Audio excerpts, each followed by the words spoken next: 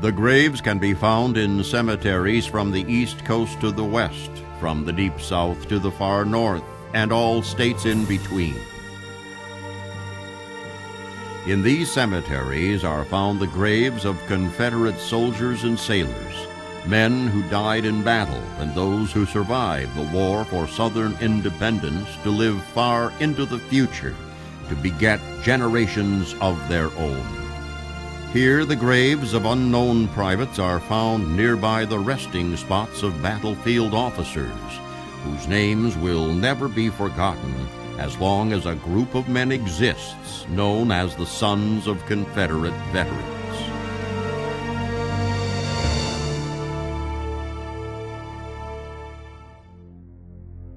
Those who lie in these cemeteries came mostly from the farms, small towns, and villages of what was then the newly created Confederate States of America.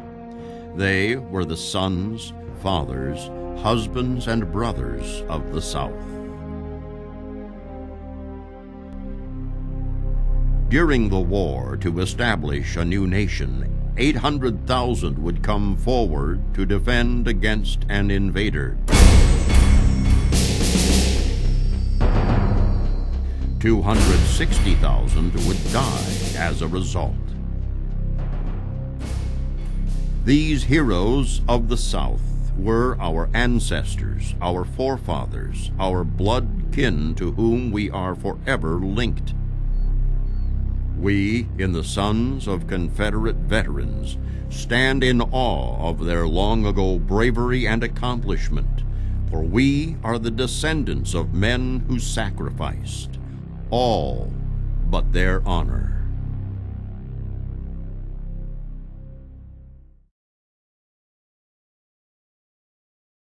Hello, I'm Ron Castile. It is my honor to speak for the Sons of Confederate Veterans and extend to you an invitation to join our organization. To be eligible for membership in the SCV requires that you have a blood relative who served honorably in the armed forces of the Confederacy and that you can document that ancestry. We have genealogists to assist if need be. Additionally, each applicant for membership must be at least 12 years of age. Be assured that there are numerous benefits to being in the SCV. Chief among them is the pride you will feel that comes from being a member of the oldest, most creditable, and best-known Confederate hereditary organization in existence.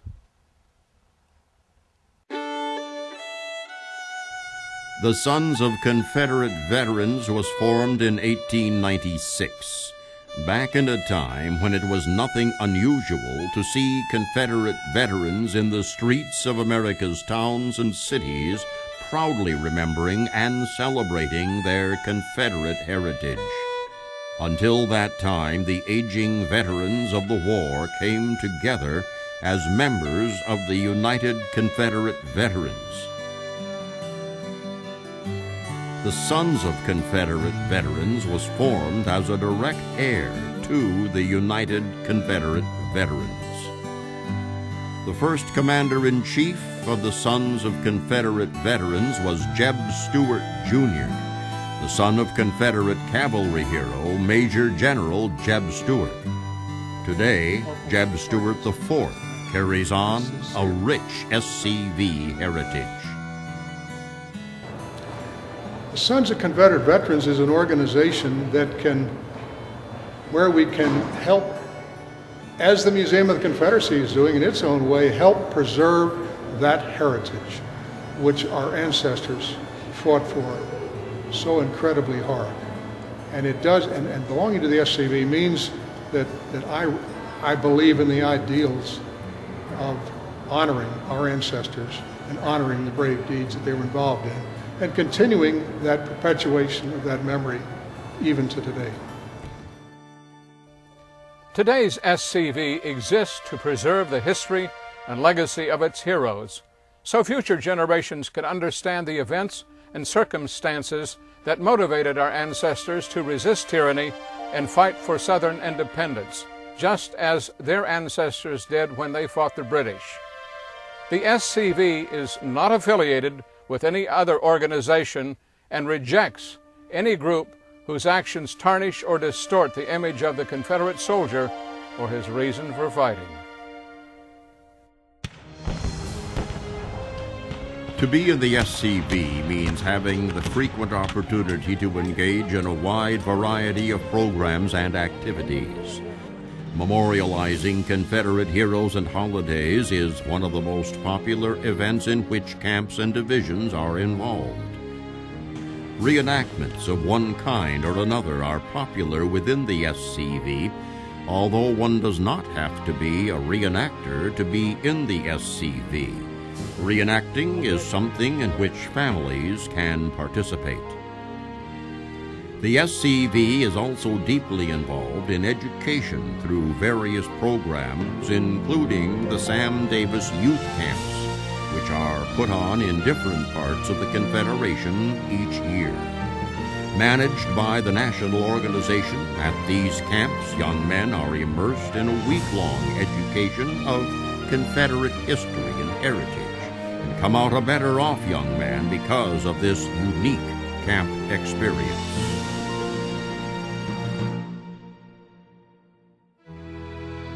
The placing of monuments honoring battles, heroes, and events is seen in divisions of all sizes.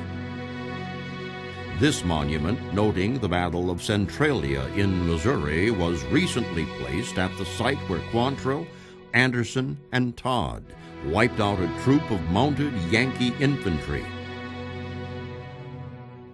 Outside Olahatchee, Alabama, in Calhoun County, is a 150-foot-long, three-wall monument featuring large sections of black granite. This remarkable monument was recently completed to honor Confederates from the area who fought in the war for Southern independence. The Janey Furnace Confederate Memorial is a truly unique site and tribute to the Confederate veterans of Calhoun County. She was known far and wide in the SCV as the last surviving Confederate widow. Until her death in 2004 at the age of 98, Mrs. Alberta Martin of Alabama was the center of attention wherever she went and was adored by her followers in the SCV. It was in Columbia, South Carolina in the year 2000 that some 12,000 members of the SCV and their supporters came from across the nation to show their support for keeping the Confederate battle flag flying atop the state capitol dome. It was one of the largest turnouts of the SCV in generations. 4 years later, in the city of Charleston, South Carolina, the throng that gathered there for the day's event was the largest Confederate heritage event of the modern era. Perhaps 100,000 or more persons, many in uniform and costumes, gathered for the funeral of the crew of the CSS Hunley, a Confederate submarine, the first to ever sink an enemy warship. In Florida, that state's SCV division became the first to raise one of the largest Confederate battle flags to ever fly. With great ceremony, the flag was raised some 100 feet in the air alongside a well-traveled interstate and still greets Yankees coming down for a vacation and bids them adieu as they leave.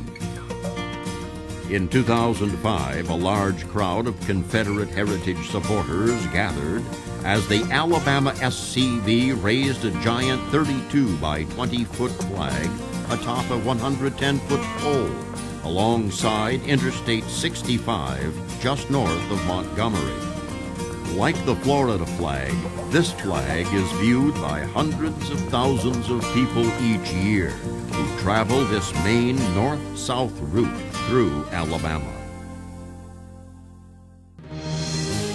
Each man who joins the Sons of Confederate Veterans does so for his own reason or reasons, but membership most frequently centers joining because of pride in their individual ancestors. I joined the Sons of Confederate Veterans because my grandfather would sit at night at the barn firing up a furnace, curing tobacco, and would tell me stories about what his father told him about being in the war between the states. I'm a member of the Sons of Confederate Veterans out of respect and admiration for my ancestors who fought to defend their homes and their state and their country. What got me into the SCV was going to school and seeing the teachers teach out of the textbooks, which usually never told the whole truth. However, they would kind of skirt around it, but I just got tired of that because, and you also had your kids that would always badmouthing, the Confederate States and saying that they were all traitors, and I didn't want to hear that about my ancestors. Being with a group as recognized and respected and historic in itself. We're marking 110 years now of the existence of the Sons of Confederate Veterans, and we certainly have been instilled with carrying their memory on. The passion that the Confederate soldiers fought under is something that endeared them in my heart and is burnt there for the rest of my life.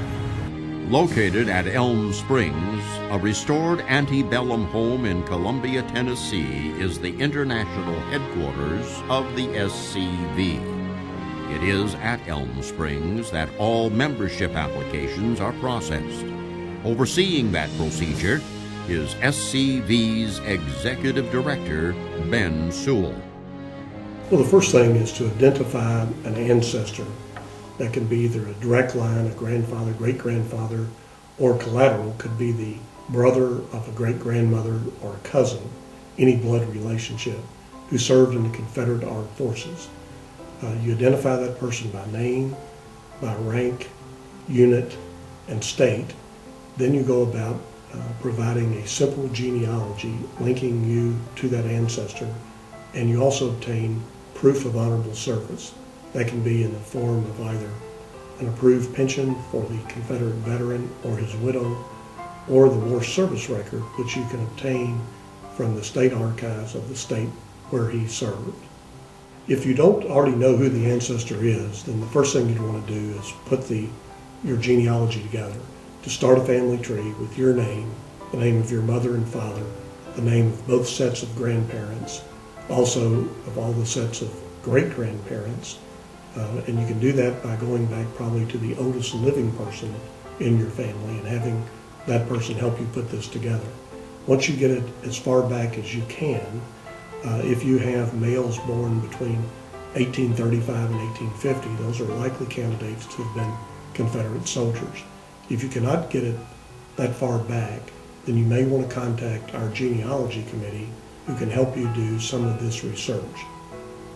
One of the things that you would want to do is determine where you wish to join. We have approximately 875 local camps located throughout the United States, primarily in the South, but often in other states as well. To find one near you, you would submit your application with the war service record and the simple genealogy to the local camp, where they would review it and approve your membership. They in turn would forward that information to the international headquarters in Columbia, Tennessee, where your membership would be processed and your membership certificate prepared.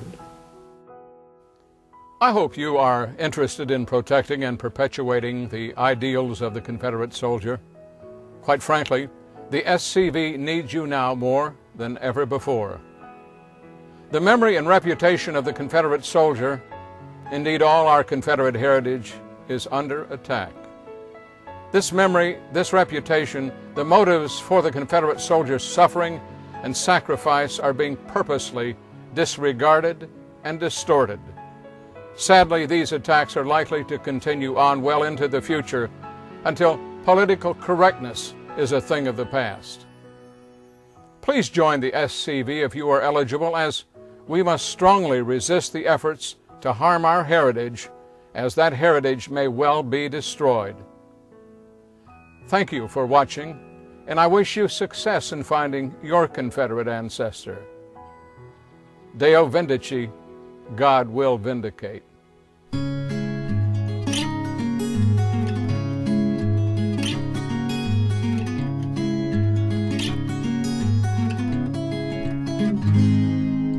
The year was 1861 in the farmlands of the South.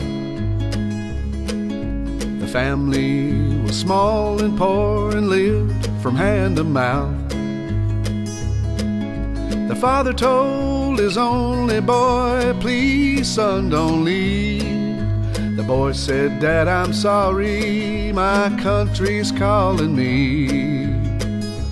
And they fought for what they thought was right, and they thought that victory was in sight to the bitter end.